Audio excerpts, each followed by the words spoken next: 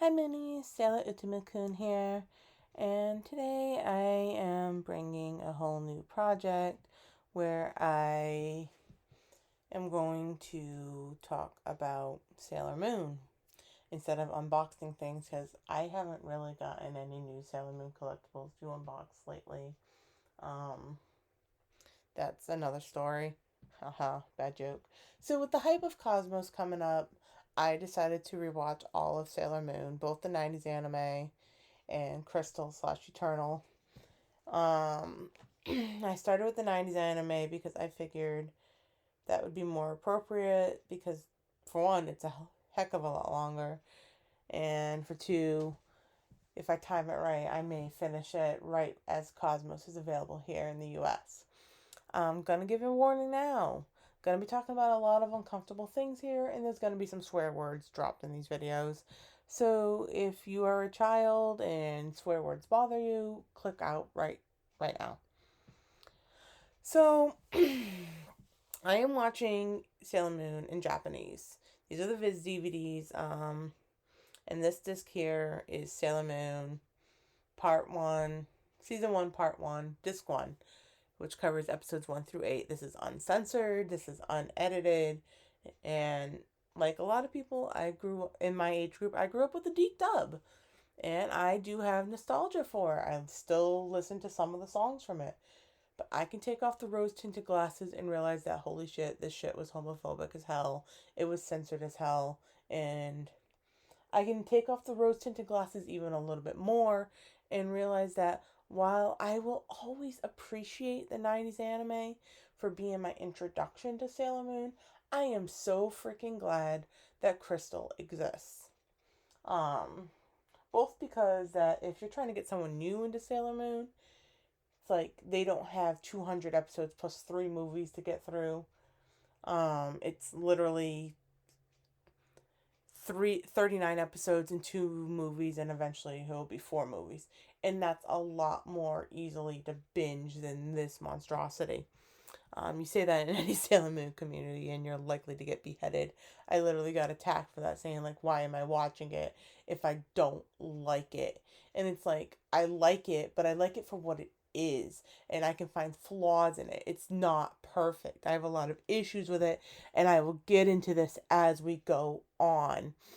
So what these videos are going to be like is you're just going to see a screenshot from the DVD. In this case, it's the menu. I'm trying to avoid copyright because whenever something new of Sailor Moon is coming out, they like to flag copyright like crazy. Like when Eternal came out, my Sailor Moon video game playthroughs of the Sega Saturn game got flagged and got removed. Okay, so as I stated, disc 1 of season 1, part 1 is episodes 1 through 8. So episode 1 is literally the crybaby Usagi's beautiful transformation. So to start off, I have a lot of complaints. Ikuko is a terrible freaking mother. Like, she sees that her daughter is struggling with school, and like she flat out locks her out of the house. Like, that may be common in Japan, but for me, that screams child abuse.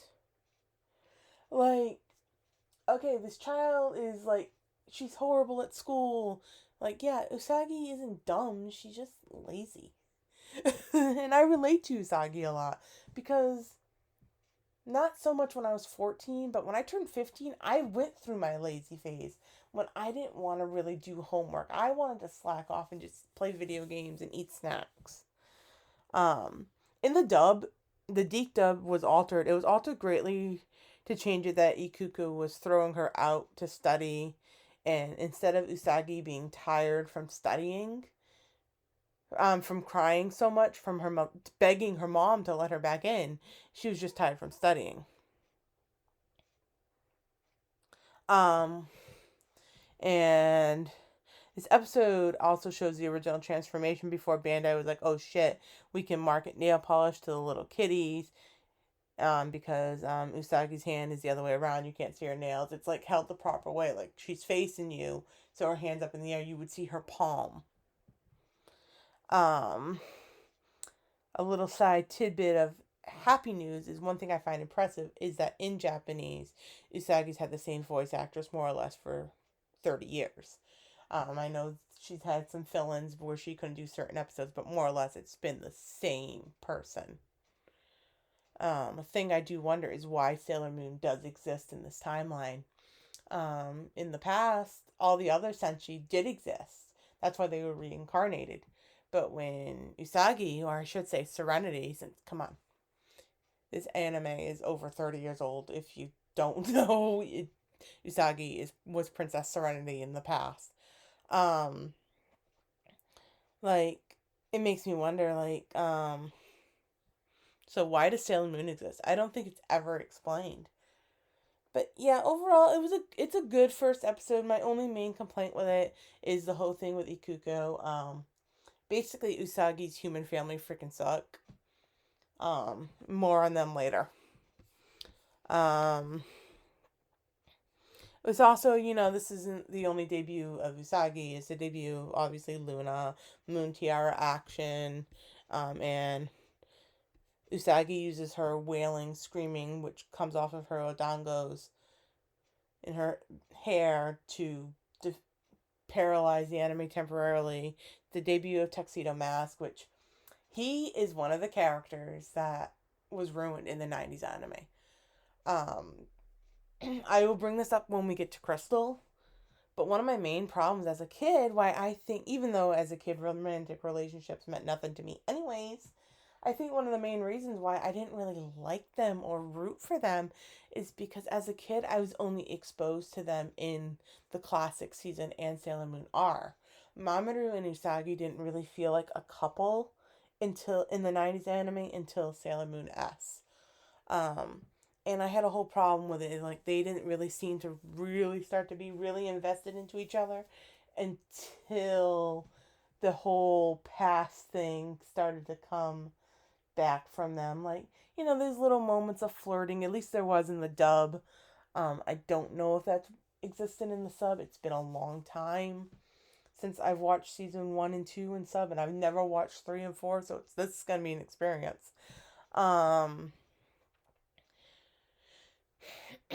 But he is god awful. He's older than he's what's supposed to be. They made him like 23 for some reason. He's only supposed to be like, I think 17, 18. He's only supposed to be like 3 years older than Usagi, which isn't that bad. He actually is not a rose throwing motivational cheerleader. He actually has powers of his own. In his own way, he is the Sailor Senshi of Earth, just not officially a Sailor Senshi. He's a guardian, but it's different. It's confusing. But the 90s anime did him so dirty, and I hated him for the longest freaking time because of that. It wasn't until I was 19. Now, Sailor Moon came out in 1992. I was exposed to it when I was like 6 or 7 years old. I can't remember exactly when, because the United States got it in 1995. So I think, yeah, I was 7 then. It was right before I turned 8. And I was so invested into this. It wasn't until I turned 19 years old, so well over 11 years later, when I read the manga, that I realized that, oh my god, they actually have a good relationship. He's actually a good character. And I have problems with it because of that. And I'll get more into why he's horrible as this little series goes on. Onwards to episode 2, which is Punishment Awaits, the House of Fortune is the Monster Mansion. This episode never aired in the original dub. Mainly because Umino, when he gets possessed by the Yoma, flips up Haruna's skirt. I think, the dub heavily cut out a bunch of other stuff. We all know by now the final episode of season 1 is a 2-parter, and in the dub they made it into one episode. So I think they could have cut that out. I do wonder why the Yoma of this episode looks like one of Al and Anne's Cardians. Could be just me. Queen Barrow's a little bit impatient, already asking how come the legendary silver crystal has not been found yet? Like, It's episode 2, lady. Take a chill pill. Like, I get it. It's a long series to get through. Like a very long series to get through. Another thing that bothers me is Jadeite looks so freaking old. He's actually one of the youngest 4 kings of heaven. There are another ones I have issues with. I feel like they gave them uneven amount of times, and this isn't the only time this happens. This happens with the other main baddie leader things too, like the Akashi sisters, the Witches 5, the Amazon Quartet / trio, which the Amazon trio wasn't even really supposed to be a thing. More on that later. And the Shadow Galactica. I feel like some of them got more screen time than others. In the dub, Jadeite's time was actually cut short because so many episodes during his time were banned in the dub. But Umino is a little fucking creep in this episode. I get it. You have a crush on Usagi, but you're taking it way too fucking far. It's disturbing. Fuck off. Like, go away. Haruta is awful. She's a fucking bully like every other adult in this, and I do not like her. Like, she's a selfish, Lord forgive me, she's a selfish bimbo that's after just a boyfriend. She's boy crazy, and she has no business teaching 14-year-old little girls. This is also the debut of Motoki, who is a dummy, but a good boy. I always wanted the Sailor V game for real. And this is also the debut of Kenji Tsukino, who is Usagi's papa. And he's not as bad as Ikuko, but he's kind of a ditz. He kind of lets his wife walk all over him. And fun fact, the clip of Usagi hitting Mamoru with her shoe in the head with her shoe, it was recycled for a different episode of the dub. I can't remember which one, but maybe for fun I'll go through the dub. I've always wanted to do a play on Cinema Sins and Poke Sins and do Sailor Sins with the Deke dub. I think that'd be funny. A lot of my friends tell me I got the quick wit and dry humor to do it. So that's something that's a possibility. But yeah, that's pretty much all I have to say with that episode. It's not an overly disturbing one. It's not an overly problematic one. Another halfway decent episode. Episode 3 is The Mysterious Sleep and Sickness, Protect the Girls in Love. This was paired on the Deke VHS tape with the debut episode. So, right off the bat, we get what a bully that Ikuko is Kenji makes a joke about wanting the sleeping sickness he's reading about in the paper so he can get some rest, and she immediately like belittles him and saying like, what would we do without you, blah blah blah blah, and he like cowers under her glare. This was changed in the dub for a joke about it being their anniversary or some crap. This is the debut of the disguise pen, and as a child, I thought Naru was going to be, well, as we knew her back then, Molly was going to be Sailor Earth. She's always involved in things. Like, she won the flower brooch thing that put the people into the sleep and sickness. This episode also skips when Usagi transforms. It doesn't show her hand in the air. But it does have some foreshadowing with Usagi and Mamoru. The dialogue was changed in the dub, and I can't remember what it was. But when her and Naru are walking down the street talking about how they want to get on Midnight Zero, or as it was called in the dub, Love Line, they want to write letters to like their make-believe boyfriends or their future boyfriends, as it's known in the sub. And Usagi's like, my future boyfriend, and she just like walks smack into Mamoru and then apologizes to a pole because that's so Usagi. As a kid, my favorite inner senshi was Minako because I just liked how epic and badass she was. I mean, my favorite senshi overall is Sailor Saturn now, because once I saw her, I fell in love with her design.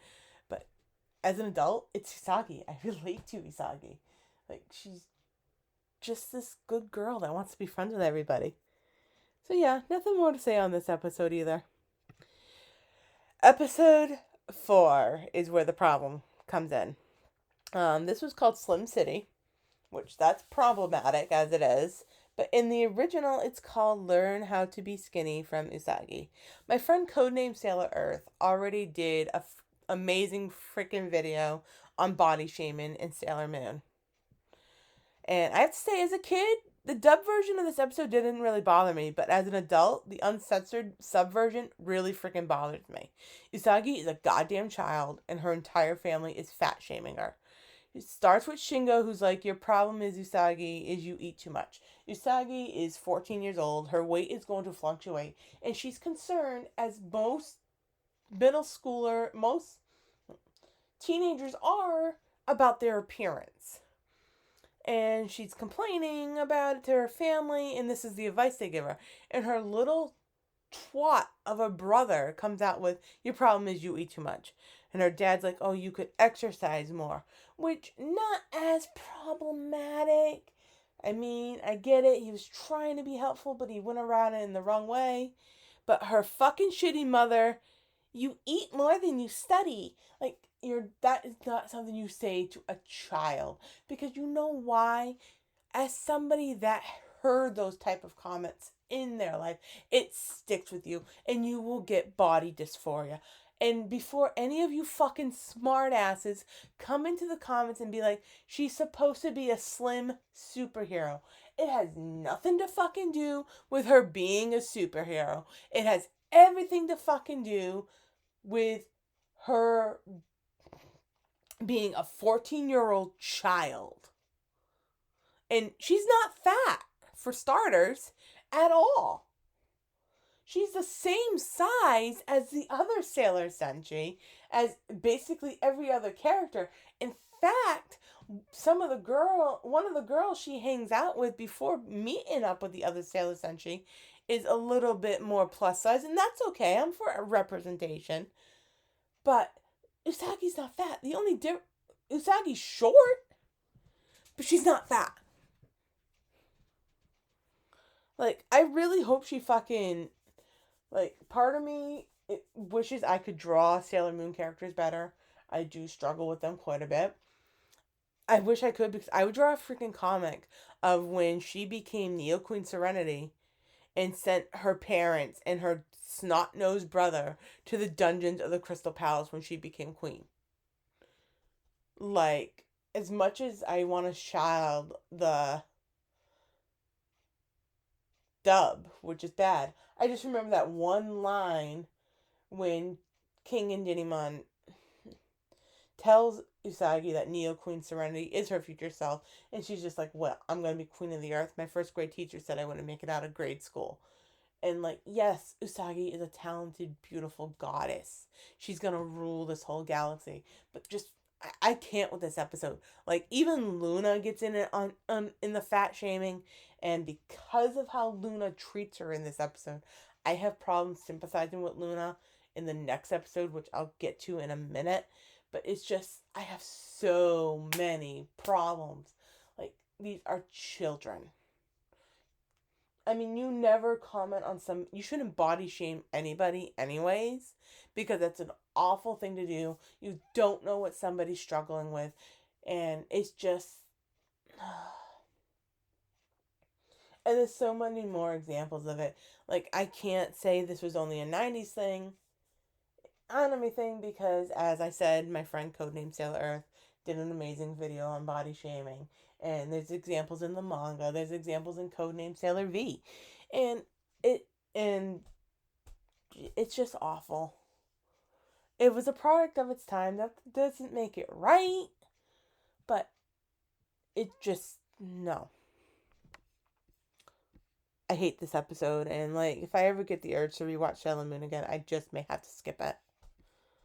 So moving onwards, episode 5 was another one that was banned in the dub.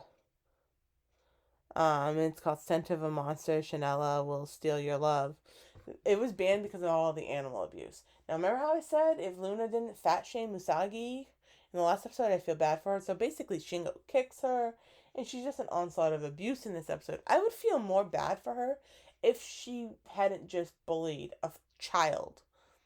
Like, the 90s anime never really reveals this outside of the movie, but Luna is a fucking human in a cat's body. She's from the planet Mao. Like, she takes that form to be basically a familiar. So she has full understanding of what the fuck she's doing. But this episode's creepy. It's fucking disturbing. I hate the animal abuse in it. This is also, to my recollection, the only time you see Usagi use Moon Tiara Stardust, which works sort of like Moon Healing Escalation does to purify corrupt humans. It's something that she definitely could have used more often, especially when she didn't have the moon stick anymore. But there's so many freaking plot holes. Like, there's plot holes in Sailor Moon R. Like, yeah, she lost the moon stick in the battle against Queen Beryl, but, like, she couldn't use it. Oh, yeah, they explained the tiara not working, too. Never mind. But, there's other plot holes. Alright. So, Episode 6 is Protect the Melody of Love, and Usagi plays Cupid. This was also banned in the dub. For a little obvious reasons. A 14-year-old baby gets in the car with a strange adult. Overall, it's a good episode. It's the last episode to have Usagi's hand facing palm side out when she transforms. It also has my favorite disguise. Now, a lot of my issues with the anime is they look exactly the fucking same. How does nobody catch them? Like, nobody fucking realizes it's them. And they act like it's a big shock. Like, really?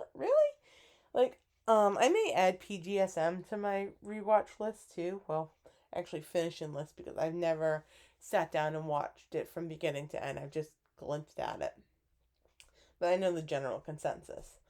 And, like, I actually like it, the fact that in the case of Usagi, Minako, Makoto, and Ami, they have black hair like Rei does in civilian form, but when they transform, they get blonde, brown, and blue hair. So they're more disguised. In this episode, Usagi transforms herself into, her words, a hot musician, and she gets green hair and everything, and she's barely recognizable. And it's like, yes, I like this.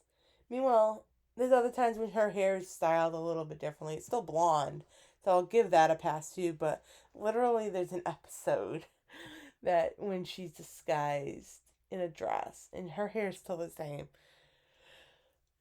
Oh, excuse me. And her dad doesn't recognize her. And, like, yeah, that's because you're a neglected fucking parent and you don't know shit. But overall, this is a really sweet episode. I mean, it's got vampires in it. I kind of get feels for another one of my anime OTPs in it.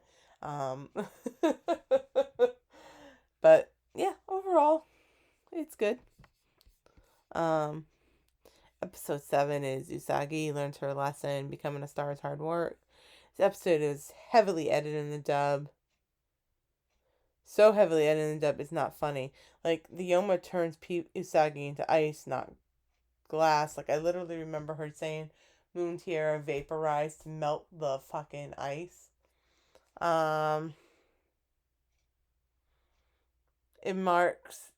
This marks the debut of the flashy nails when Usagi transforms. So I guess they got their inspiration. And they wanted to give it more sparkly appeal. It's not a bad episode. Just very heavily edited. Naru's a bit of a bitch. To Usagi in it. Like, Usagi says some mean things to her too, don't get me wrong. But it shows Usagi regret what she said. But Naru just is a flat out bitch. It's not really bad. Her parents are a bit ditzy, but no overall bullying. Last episode, episode 8, The Girl Genius is a monster, the brainwashing cram school of horror. So this episode marks the debut of the second, or technically third, really, Sailor Senshi, Sailor Mercury. But to start things off, fuck Ikuko. She's flat out like, where did I go wrong raising you? You're doing so bad at school. How about you get her a tutor? It has nothing to do with how you raise your child and how more, well, yeah, it does. You're ignoring her cries for help. Like, if I had a child, I don't want kids, but if I had a child and my baby was bringing home test scores, I would try to get them help. And like, she flat out doesn't care where her daughter's going. And I don't know if this girl has a name or not, but that short, red-haired, short girl that Usagi hung out with before the other Senshi comes up, she's a bully. Like, before, when they're all talking about Ami, like, it was changed in the dub. But even then, she's still a bully. Like, well, maybe she's not really a genius. Maybe she got kicked out of that school. You know what I mean? Maybe she cheated. And she's like, oh, she thinks she's all that because she's smart. I don't really like her. Like, fuck you, bitch. I also believe this episode marks the debut of the backdrop while Usagi gives her speech. And unfortunately, this should have been Ami's episode to shine in the battle, but she's a defensive Senshi, so she doesn't get to shine as much as she should have, but it's still a good debut episode for her, and Ami is good bean. And the friend that Usagi really needs, because these bitches she be hanging out with suck. Naru's gets a little bit better later on, but those other unnamed girls just they suck. So yeah, that concludes that one. I'm glad you stuck around with it.